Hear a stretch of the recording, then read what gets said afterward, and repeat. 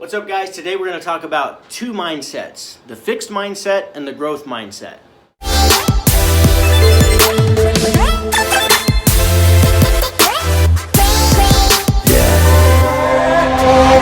What's up, guys? I recently read Carol Dweck's book, Mindset. If you haven't read that book yet, be sure to go out and grab it. Great book. I was really surprised. It's one of those that I avoided for a long time for whatever reason. But anyhow, I finally read it.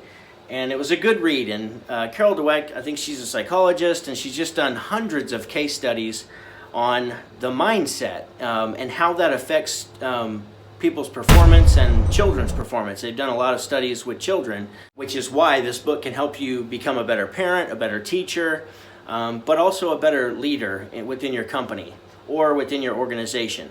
But these two mindsets that she talks about are basically a fixed mindset and a growth mindset.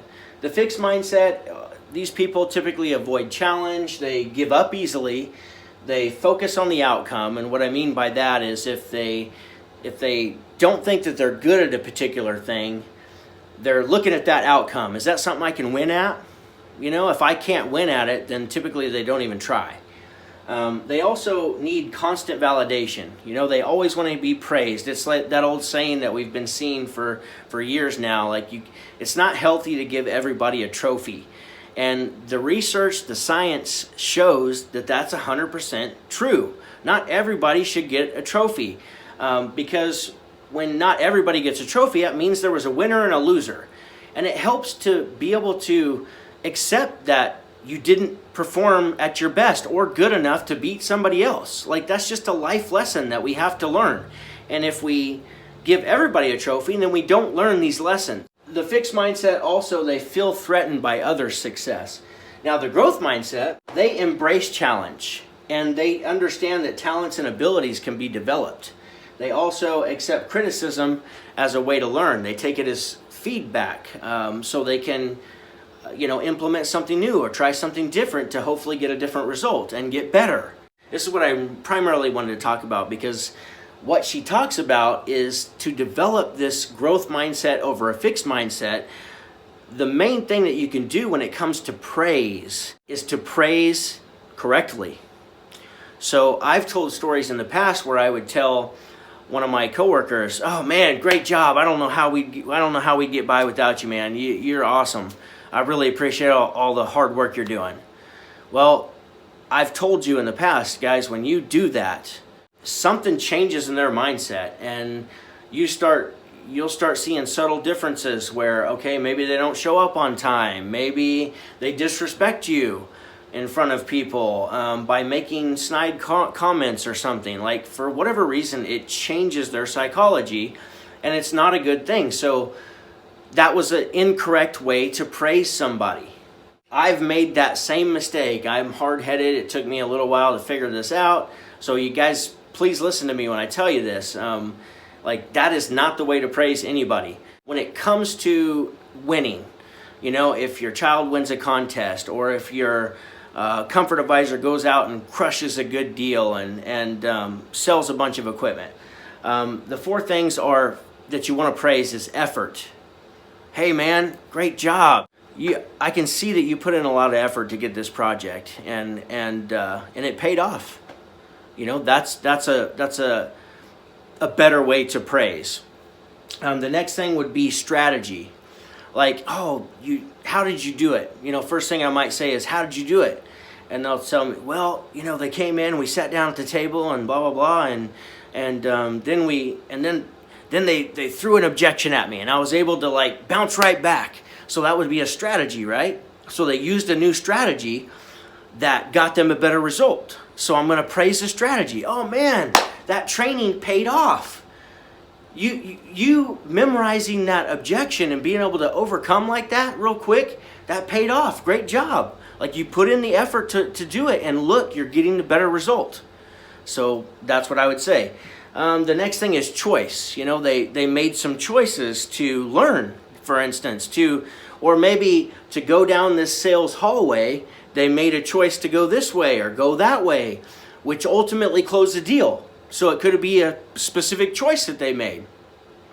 Maybe the customer said, yeah, we don't want to buy anything today, and he hung with it, because it doesn't matter, like the last video that I just had. It doesn't really matter if the customer wants to buy anything today or not.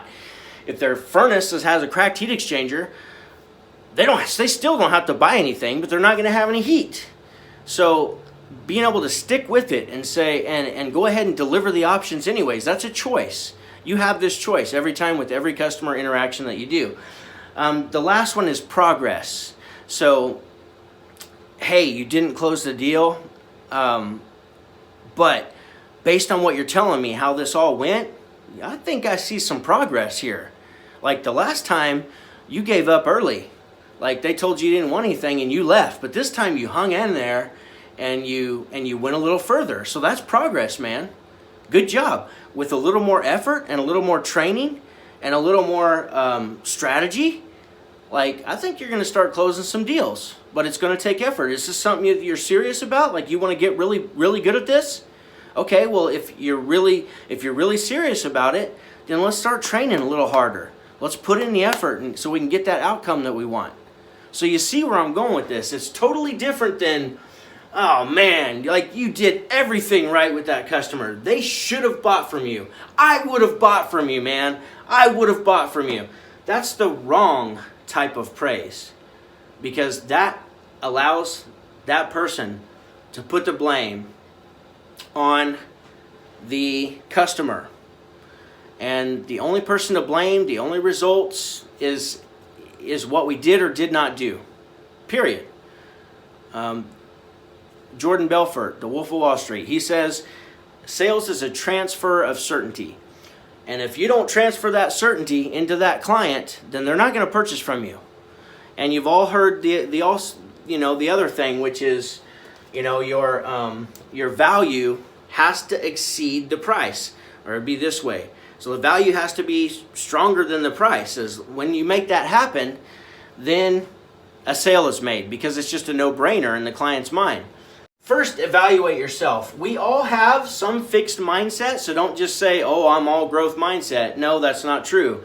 There's certain situations, certain things where this fixed mindset comes about. So the main thing is just becoming aware of this and understanding that, okay, I didn't get the sale. I didn't move through the sales process fluently yet. I didn't do the entire service call process, but I'm going to keep working on it, and I just haven't done it yet. Knowing that with a little more effort and training and strategy that it can be done in the future. That's back to understanding that your talents and abilities can be developed. And we've all have people in our organizations or coworkers that we work with that are just naturally good with people. And you think that that's just a talent, maybe they're extremely extroverted. But the reality is if they're really good at sales, it doesn't matter how extroverted you are. You can get people to like you and build rapport, but that's not closing sales. When money gets involved, and especially what we do, high ticket items, when money gets involved, if you're not closing sales, it doesn't matter how well they like you to a certain extent. You still have to have some sales ability. You still have to be able to ask the right questions and show that you care and that you're building a specific system for them and their families that they're going to benefit from. Like there's all different types of things that we have to consider. But the reality is yeah, they might be good with people, but you can be good with people too. You just might not be good with people yet. So keep the growth mindset, keep adding yet on the end of it, keep working toward it, keep doing progress, keep getting progress, and before you know it, you'll gain that new skill, talent, ability, and all of a sudden people will be looking at you saying, oh, they're just way talented than me, because there's always going to be fixed mindset people that are primarily fixed mindset people in our lives, and before you know it, they'll be looking up to you, saying something that maybe you once said as a fixed mindset person. So transform your mindset to the growth mindset, and you're going to start getting ahead. You're going to start getting noticed in whatever position you're in. You will be noticed by your coworkers, by your family, by management, by your team, you'll get noticed. Because when you understand to be able to embrace challenge and just figure out a way, get resilient and figure out a way how to get through things, the sky's the limit. Like, you can't fail. You cannot fail. So guys, love you guys. Hope this made sense to you. Be sure to read that book, Mindset by Carol Dweck. It will make you a better parent, teacher, leader, manager, just by understanding some more about how this stuff works and what we can do to help other people focus more on the growth side. So, love you guys. Go make money. Boom.